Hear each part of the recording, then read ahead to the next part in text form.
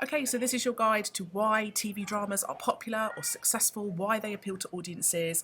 This is the perfect revision video for you to help you with question number 1, the knowledge-based question. The characters are a really important part of a TV drama. It could be that the characters are just really interesting. Maybe they're really interesting people. They've got interesting lives, interesting personalities, and that might be why the audience like them.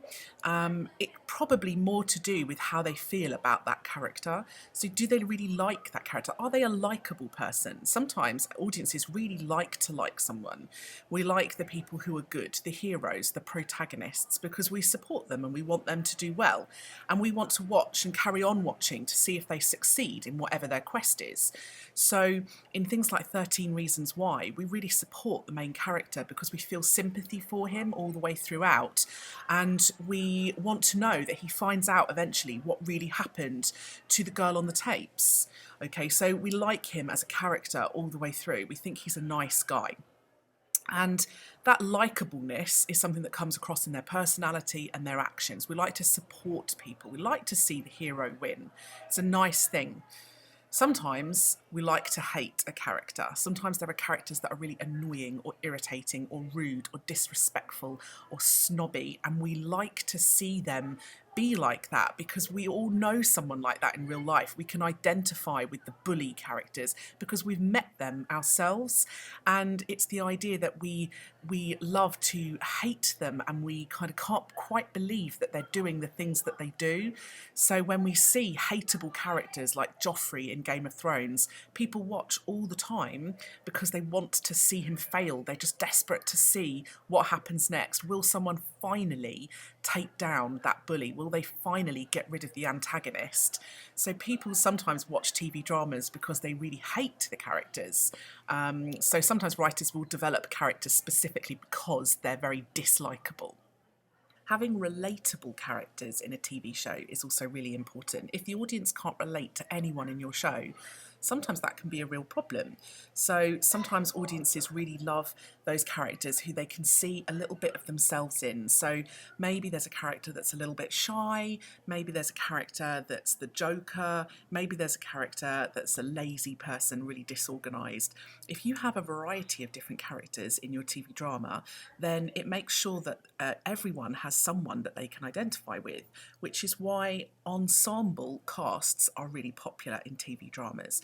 TV dramas like Gossip Girl, Pretty Little Liars, Skins, they all have large casts where every character is slightly different. You have the typical archetypes. So you have the joker, you have the kind of one that's very good with the ladies, you might have the kind of silly character. You have all of these kind of different character types because it means that the audience will be able to relate to at least one of them. And that's particularly important with teenage dramas. So have a think about teenage dramas that have those ensemble casts, because having relatable characters is quite important.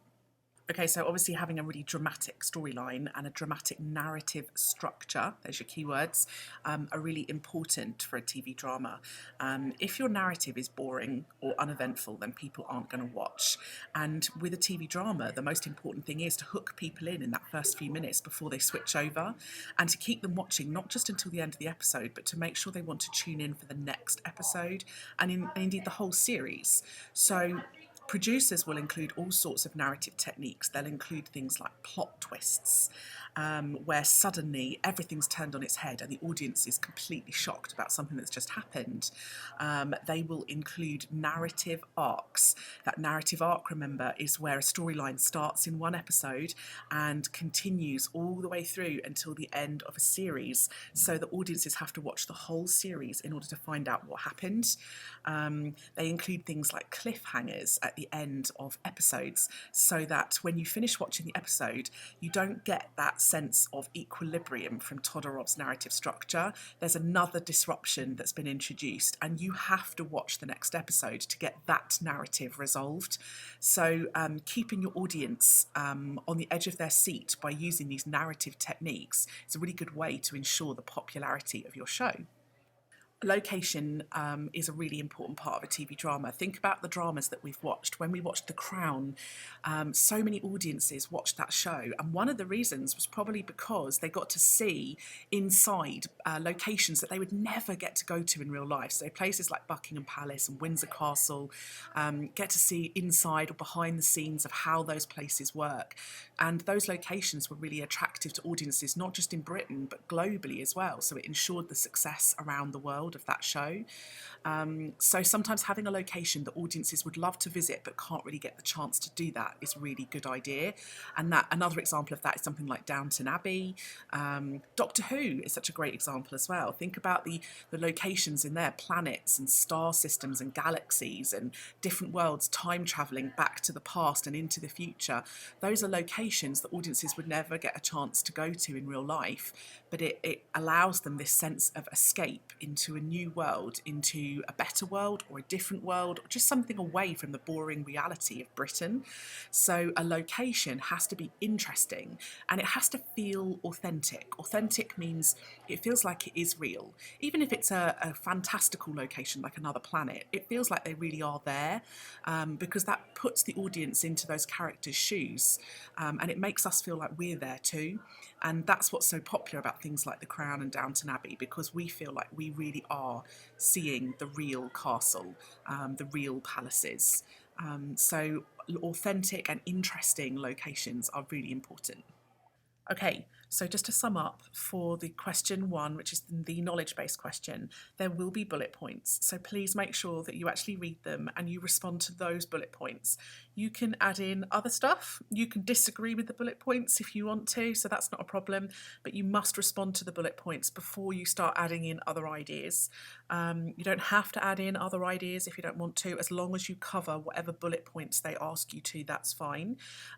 If you're trying to aim for higher marks, you should be trying to aim to include theory in the knowledge-based question. So something like the uses and gratifications theory, or enigma codes, Todorov prop, any of those things would be good. You should all, regardless of your target grades or your aims, you should all be able to include some keywords, and everyone should be getting at least 3 examples into their answer for question number 1. Don't forget you've only got 22 minutes, so practice writing out several different responses to this question. At home, there are some practice questions on Show My Homework for question number 1 as well, so for you to try different bullet points and slightly different questions.